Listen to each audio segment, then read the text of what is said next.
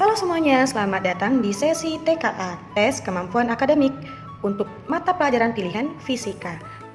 For your information, bahwa cakupan muatan fisika yang akan muncul itu meliputi kinematika, dinamika, fluida, kalor dan termodinamika, serta kelistrikan. Sedangkan untuk konteks muatan fisikanya itu mencakupi fenomena fisika di lingkungan, makhluk hidup, teknologi, dan percobaan atau penyelidikan sederhana. Oke, mari kita selesaikan satu soal TKA Fisika terkait botol semprotan parfum. Atau kalau dalam fisis kita akan membahas lebih tepatnya hukum Bernoulli. Kenapa sih ini bicara tentang hukum Bernoulli? Nah, hal ini karena dari muatan yang besar, ketika melalui hukum Bernoulli dia bisa memecah partikel-partikel itu menjadi lebih kecil lagi.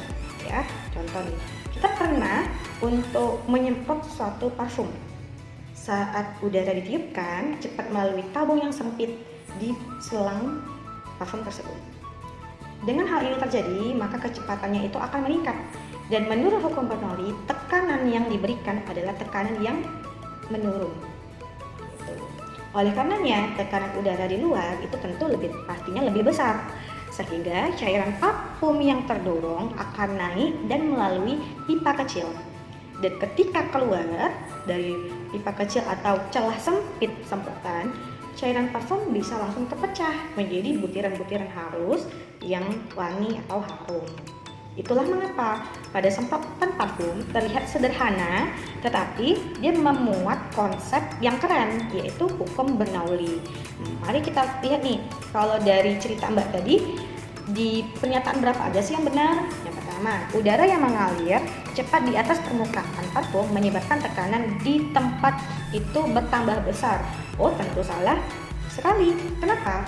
Karena udara yang mengalir cepat justru membuat tekanannya berkurang, bukan bertambah. Oke.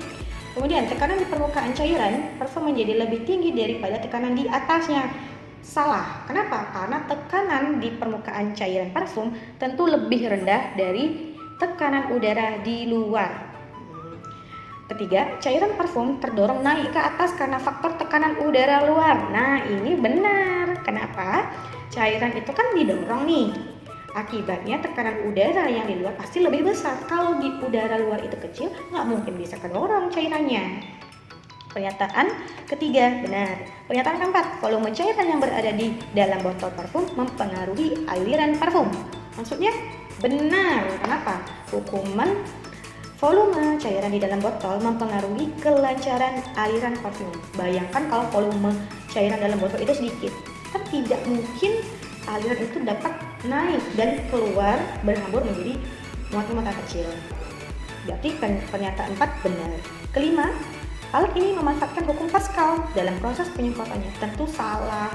Kenapa bukan Pascal, Mbak, tapi Bernoulli? Karena Pascal itu tentang gaya, ya. Gaya pada piston.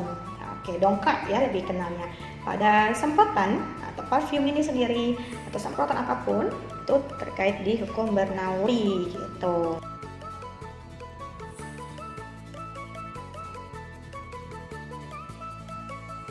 Ya, adik-adik bisa mencoba untuk mengikuti simulasi dari TKA untuk semua bidang studi melalui scan QR berikut ini. Oke, sampai jumpa. See you next time.